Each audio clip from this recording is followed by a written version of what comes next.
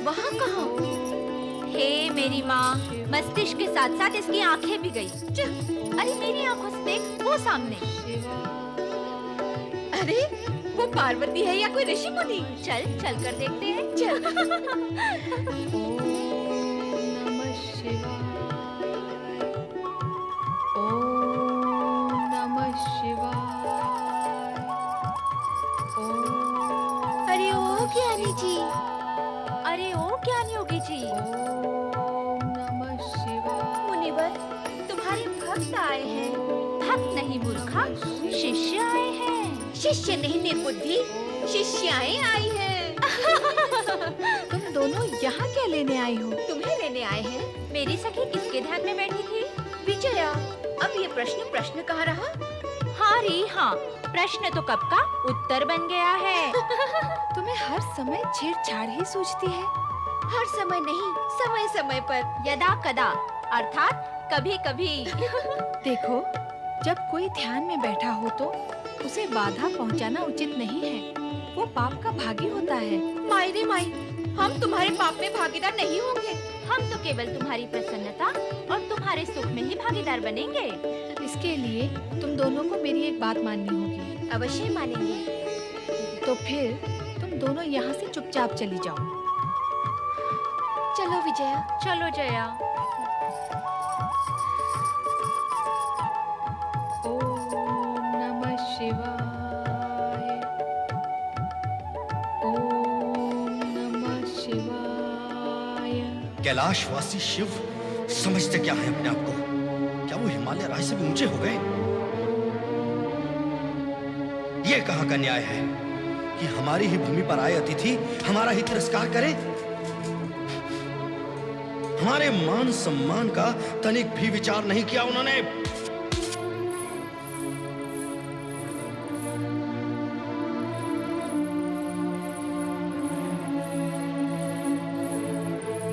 पुत्र मेना, इसमें इतना उत्तेजित होने का क्या कारण है? मां है।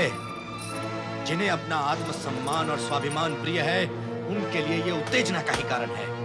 भला ये भी कोई बात हुई? कैलाशपति ने हमारे ही राज्य क्षेत्र में आकर हमारा ही अपमान किया। एकांत प्रियता की ओट में उन्होंने हमें हमारे ही स्थान पर आने से रोका। तुम ही कहो मां, यह अपमान नहीं तो और क्या है? कोई भी स्वाभिमानी व्यक्ति ऐसा अपमान सहन नहीं कर सकता। स्वाभिमान और अहंकार में अंतर होता है पुत्र। तुम्हारे उत्तेजना के मूल में तुम्हारे अधिकार का अहंकार है। यदि हमें हमारे क्षेत्र के अतिरिक्त किसी और स्थान पर आने से रोका जाता तो तुम्हारे अहम को ठेस नहीं लगती। अहम को चोट तो इसलिए लगी है कि तुम्हें तुम्हारे अधिकृत स्थान पर आने से रोका गया है।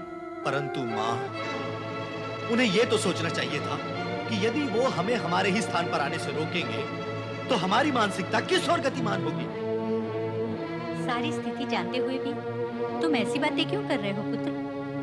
क्या उन्होंने नंदी को भेजकर हमसे अनुमति नहीं मांगी थी और स्पष्ट नहीं किया था कि वो एकांतवास के लिए हिमगिरी पर्वत पर आना चाहती है? पुत्र, अगर एकांत की समस्या नहीं होती तो क्या कैलाश पर्वत का क्षेत्र छोटा था उनके लिए? अरे जया, पार्वती कहाँ है? मैंने भी उसे प्रातःकाल से नहीं देखा। कहां गई है वो? क्या बात है, तुम दोनों बोलती क्यों नहीं हो? कहाँ है पार्वती? वहाँ। वहाँ कहाँ? वो उद्यान में। उद्यान में? उद्यान में अकेली क्या कर रही है? ध्यान कर रही है। ध्यान कर रही है? किसका ध्यान? भगवान शिव का ध्यान। शिव का ध्यान? तुम दोनों उसे बुलाकर साथ में क्यों नहीं लाई? कैसे लाती? वो तो किसी से बात करने के लिए भी तैयार नहीं है। जो हमारा अपमान करे, पार्वती उस शिव की आराधना कर रही है। मां, पार्वती को रोकना होगा, तुरंत रोकना होगा। मैं उसे शिव की आराधना नहीं करने दूंगा। मैं अभी लेकर आता हूं उसे। क्रोध और उत्तेजना से किया हुआ कोई भी कार्य शुभ नहीं होता पुत्र। धैर्य करो। किंतु पिताश्री, जिस शिव ने हमारा अपमान किया, पार्वती उसी की आराधना कर रही है। क्या ये उचित है? अपने माता पिता के समक्ष उचित और अनुचित का प्रश्न करना क्या संतान के लिए उचित है?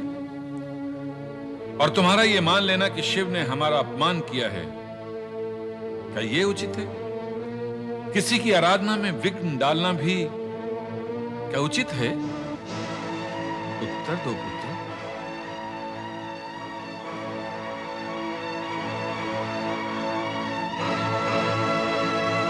इन दोनों को कौन समझाए कि शिवलीला का रहस्य क्या है? कितने अज्ञानी हैं ये दोनों। ओम नमः शिवाय। ओम नमः शिवाय। ओम नमः शिवाय। नारायण नारायण नारायण श्रीमन्नारायण नारायण नारायण नारायण नारायण नारायण श्रीमन्नारायण नारायण नारायण। ओम नमः शिवाय। देवर्षि, पार्वती का शत-शत प्रणाम स्वीकार करें देवर्षि। कल्याण भव, तुम्हारी मनोकामना पूर्ण होगी। मेरी मनोकामना के विषय में आपको ज्ञान है देवर्षि?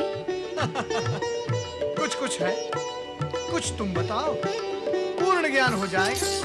आप तो अंतर मन की बात जान लेते हैं मुनिवर, मैं क्या बताऊं? तो समझो कि वही जानकर मैं यही कहना चाहता हूँ कि भगवान शिव की प्राप्ति के लिए तुमने जो मार्ग चुना है सही है। अर्थात तुम्हारी शिव भक्ति ही तुम्हें भगवान शिव तक पहुंचाएगी। नारायण नारायण। धृष्टता क्षमा करें, तो एक प्रश्न पूछूं देवर्षि? अवश्य अवश्य पूछो। प्रकट रूप में आप भविष्यवाणी कर ही चुके हैं कि शिव जी जो मेरे आराध्य हैं वे मेरे भावी पति होंगे। फिर उन्होंने मुझे दर्शन देने से वंचित क्यों किया? अलौकिक कार्य जब लौकिक रूप में संपन्न होते हैं तो उनका रूप विचित्र हो जाता है। मैं कुछ समझी नहीं देवर्षि। सत्य ये है देवी कि भगवान शिव अपनी आराधना करने वालों की कठोर परीक्षा लेते हैं। वो ये जानना चाहते हैं कि उनके रोकने पर भी क्या उनके भक्त उनके समीप आते हैं या नहीं। रोकने पर समीप जाना कैसे संभव होगा देवर्षि? यही तो परीक्षा का सबसे कठिन स्थल और मोड़ है। भक्त को यहाँ धैर्य और विवेक से काम लेना चाहिए। देवी, तुम्हें निराश होने की आवश्यकता नहीं। तुम्हारा भविष्य तो उज्जवल ही उज्जवल है। कृपया ये तो बताइए कि अब मुझे क्या करना चाहिए? उत्साह और भक्ति के साथ आगे बढ़ना चाहिए। पर कैसे? भगवान शिव के समाधि स्थल पर पहुंचकर उन्हें रिझाने तथा अपनी ओर ध्यान देने के लिए प्रेरित करके। भगवान शिव रुष्ट हो गए तो? नहीं, वे रुष्ट नहीं होंगे। तदुपरांत उनकी तुम पर कृपा दृष्टि होगी। फिर तो मैं अवश्य जाऊंगी। मुझे आशीर्वाद दें देवर्षि। कल्याण भव। नारायण नारायण। ओम नमः शिवाय।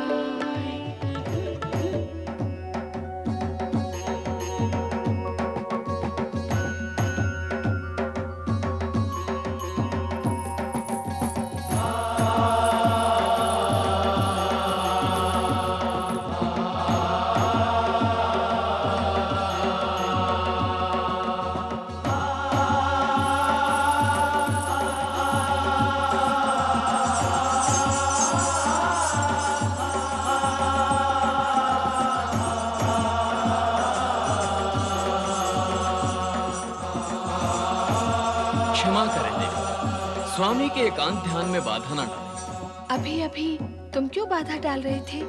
उन्हें पुष्प अर्पित करके? मैं वह सब नहीं कर रहा था। मैं तो अपने स्वामी और आराध्य की आराधना कर रहा था। मैं भी वही और उतना ही करूंगी। अपने आराध्य की मौन पूजा करने आई हूँ। मेरी उपस्थिति से उन्हें तनिक भी विघ्न नहीं पड़ेगा।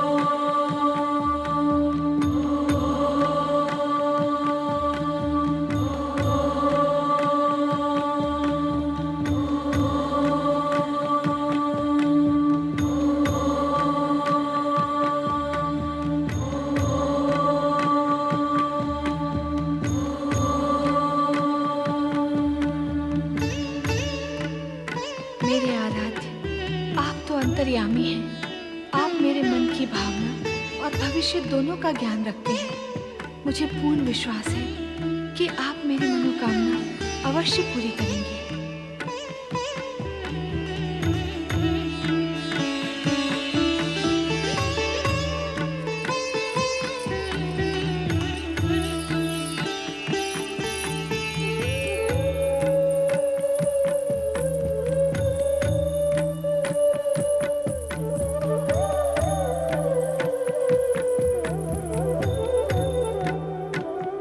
अरे जया, विजया, कहाँ चली गई?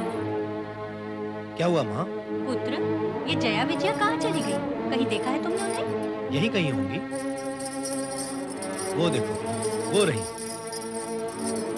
जी महारानी जी। कहाँ थी तुम दोनों? और पार्वती कहाँ है? प्रातः काल से मैंने उसे देखा भी नहीं है। बैठी होगी वहीं उद्यान में, ध्यान लगाए। अर्थात तुम्हें भी ज्ञात नहीं कि पार्वती कहाँ है इस समय? ज्ञात कैसे होगा माँ? इन दिनों उसका कोई एक स्थान तो है ही नहीं। दिन भर यहाँ से वहाँ, वहाँ से यहाँ भटकती रहती है वो। जया, तुमने देखा है पार्वती को? नहीं, मैंने नहीं देखा।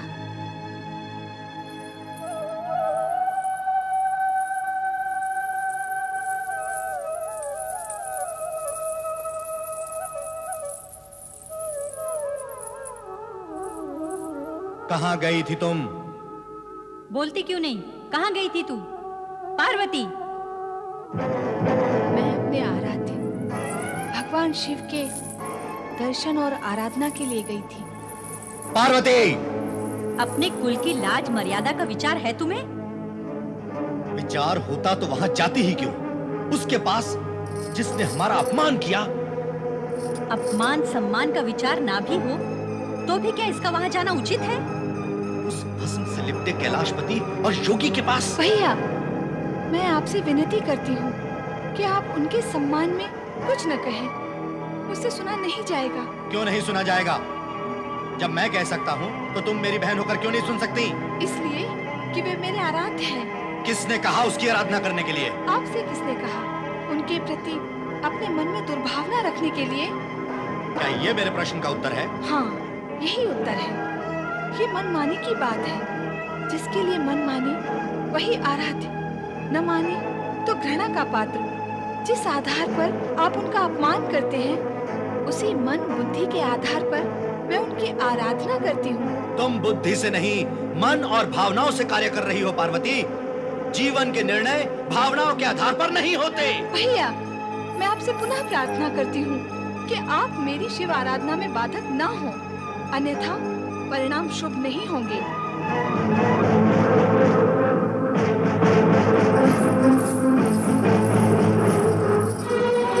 पार्वती, क्या माँ और भैया को अप्रसन्न करके तुम्हारी आराधना पूर्ण हो सकेगी? सभी ओर से विचार कर लो पार्वती। मार्ग में अनेक बाधाएं हैं। मैंने पूर्ण विचार कर लिया है। मैं मार्ग की सभी बाधाओं को एक ओर करके अपने आराध्य तक पहुंच जाऊंगी।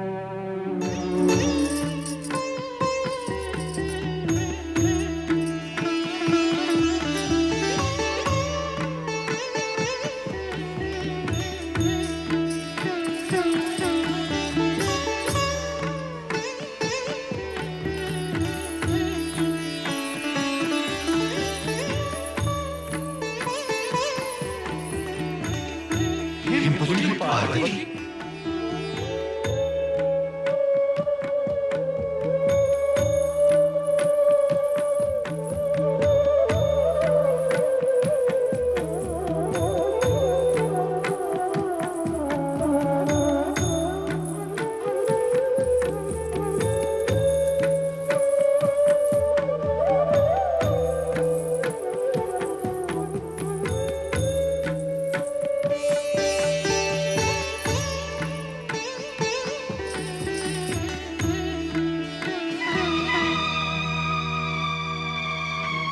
हेमपुत्री पार्वती नित्य ही शिवाराधना के लिए यहाँ आती हैं और मन ही मन पूजा अर्चना करके वापस चली जाती हैं।